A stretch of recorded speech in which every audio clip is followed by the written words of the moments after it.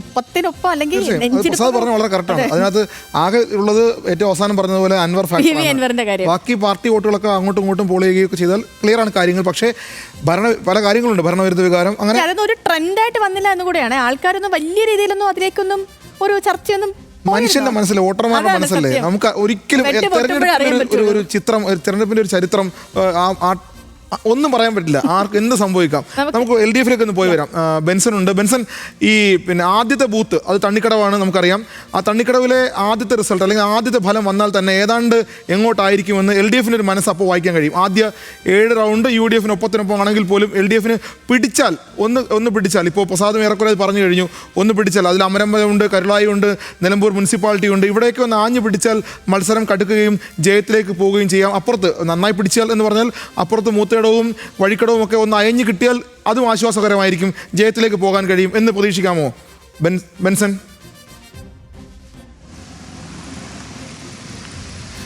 ശ്രീജിത്ത്, ഇടതുപക്ഷ ജനാധിപത്യ മുന്നണിയെ സംബന്ധിച്ചിടത്തോളം അവർ നിലവിലുള്ള കണക്കൂട്ടലനുസരിച്ച് വഴിക്കടവ് പഞ്ചായത്തിൽ UDF 1000-ലധികം വോട്ടിൻ്റെ ഭൂരിപക്ഷം അല്ലെങ്കിൽ ലീഡ് നേടുമെന്ന കണക്കൂട്ടലുകൾ LDFന് ഇപ്പോൾ തന്നെയുണ്ട്. അതായത് 1000 വോട്ടിൻ്റെ ഭൂരിപക്ഷം വോട്ട് എണ്ണി തുടങ്ങുന്ന ആദ്യ പഞ്ചായത്തിൽ തന്നെ UDF നേടും. പക്ഷേ പിന്നീട് അങ്ങോട്ട് എത്തുമ്പോൾ അവസാനമാണ് ഈ കരുളായി, അമരമ്പലം, നിലമ്പൂർ നഗരസഭ, അതിനിടയിലാണ് പോത്തുകല്ല്. ഇത്രയും സ്ഥലങ്ങളിൽ ഈ 3 പഞ്ചായത്തുകളിലും നഗരസഭയിലും കൃത്യമായിട്ടുള്ള ഭൂരിപക്ഷം നേടി മുൻപോട്ട് പോകാനാകുമെന്നുള്ള പ്രതീക്ഷയാണ്, അത്തരത്തിലൊരു കണക്കുകൂട്ടലാണ് LDFൻ്റെ ഭാഗത്തു നിന്നും ഉണ്ടായിട്ടുള്ളത്. അതിൽ കരുളായിയാണ് അവർ ഏറ്റവും നോക്കിക്കാണുന്ന ഒരു പഞ്ചായത്ത്. അവിടെ വലിയ ഭൂരിപക്ഷം, വലിയ മുന്നേറ്റം LDFന് ഉണ്ടാക്കാൻ സാധിക്കുമെന്ന് തന്നെയാണ് LDF ക്യാമ്പ് വിലയിരുത്തുന്നത്. അതോടൊപ്പം തന്നെ അമരമ്പലത്തിൻ്റെ മറ്റൊരു പ്രത്യേകത എന്ന് പറയുന്നത് അവിടെ നമുക്കറിയാം, മുൻ DCC പ്രസിഡന്റ് കഴിഞ്ഞ വർഷം മത്സരിച്ച VV പ്രകാശിൻ്റെ ഏറ്റവും അടുത്ത് നിൽക്കുന്ന എന്നെ കരീം എന്ന് പറയുന്ന ഒരു പ്രവർത്തകനുണ്ട്. അവരുടെ എല്ലാം ഒരു മനസ്സ് എവിടേക്കായിരിക്കും ഈ VV പ്രകാശിൻ്റെ കാര്യത്തിൽ ഈ കോൺഗ്രസിനുള്ളിൽ മറ്റൊരു തലത്തിലുള്ള അല്ലെങ്കിൽ ഏതെങ്കിലും തരത്തിലുള്ള ഒരു വിഭാഗീയത നിലനിൽക്കുന്നുണ്ടെങ്കിൽ അത് LDFന് ഗുണകരമാകുമെന്നടക്കം പ്രതീക്ഷിക്കുന്ന ഒരു പഞ്ചായത്താണ് അമരമ്പലം എന്ന് പറയുന്നത്. അമരമ്പലവും കരുളായിയും വളരെ പ്രധാനപ്പെട്ടതായി LDF കാണുന്നു. അവിടെ നല്ല ഭൂരിപക്ഷം ഉണ്ടാക്കാൻ സാധിക്കും, നല്ല ലീഡ് അവിടങ്ങളിൽ ഉണ്ടാക്കിയെടുക്കാൻ സാധിക്കുമെന്ന് തന്നെയാണ് LDF പ്രതീക്ഷിക്കുന്നത്. അതോടൊപ്പം തന്നെ നഗരസഭയിൽ ഒരു ഇഞ്ചോടിഞ്ച് പോരാട്ടം വരികയാണെങ്കിലും അവിടെ ഒരു കുറഞ്ഞ വോട്ടിൻ്റെ ലീഡെങ്കിലും ഉണ്ടാക്കിയെടുക്കാൻ സാധിക്കുമെന്നാണ് LDF പ്രതീക്ഷിക്കുന്നത്. കാരണം അവിടെ ആര്യാടൻ ഷൗക്കത്തിനെതിരെ ഒരു വിരുദ്ധ വികാരം, ആര്യാടൻ ഷൗക്കത്ത് വിരുദ്ധ വികാരം ഈ നഗരസഭയിൽ ഉണ്ട് എന്ന് കണക്കാക്കുന്നു LDF. അതിനാൽ തന്നെ നഗരസഭയിലും ഒരു വലിയ ഭൂരിപക്ഷം കിട്ടിയില്ലെങ്കിലും അല്ലെങ്കിൽ ലീഡ് കിട്ടിയില്ലെങ്കിലും ഒരു നേരിയ ലീഡ് അവിടെ ഉണ്ടാക്കാൻ കഴിയുമെന്ന് പ്രതീക്ഷിക്കുന്നു. അതോടൊപ്പം തന്നെ നേരത്തെ പറഞ്ഞതുപോലെ അമരമ്പലം, കരുള ഈ 2 പഞ്ചായത്തുകളിലും കാര്യമായ ലീഡ് നേടുന്നു. കണക്കിൽപ്പെടുത്തിയിട്ടുണ്ട്, LDFന്റെ കണക്കിൽപ്പെടുത്തിയിട്ടുണ്ട്. പോത്തുകല്ലിലും അതായത് ഇപ്പോൾ ഈ പഞ്ചായത്തുകളുടെ കണക്കാണ് നമ്മൾ പറഞ്ഞുകൊണ്ടിരിക്കുന്നത്. പഞ്ചായത്തുകളുടെ കണക്കുകൾക്കപ്പുറത്തേക്ക് ഒരുപാട് കാര്യങ്ങൾ അവിടെ നിലമ്പൂരിൽ സംഭവിച്ചു കഴിഞ്ഞു. അതായത് ഭരണവിരുദ്ധ വികാരം, അതുമാത്രമല്ല അവിടെ ഉണ്ടായ വിവാദങ്ങൾ. അതിനപ്പുറത്തേക്ക് ചിന്തിച്ചാൽ അൻവർ പിടിച്ചുകൊണ്ട് പോകുന്ന വോട്ടുകൾ, അൻവർ LDFനൊപ്പമായിരുന്നല്ലോ, നമുക്കറിയാവുന്ന കാര്യമാണ്. അൻവർ ഉറപ്പായും CPMൻ്റെ വോട്ടുകൾ, LDFൻ്റെ വോട്ടുകൾ പിടിക്കും.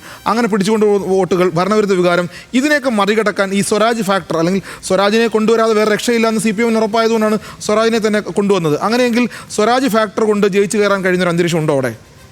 ഈ പറഞ്ഞതിനൊക്കെ മറികടക്കാൻ കഴിയുമോ?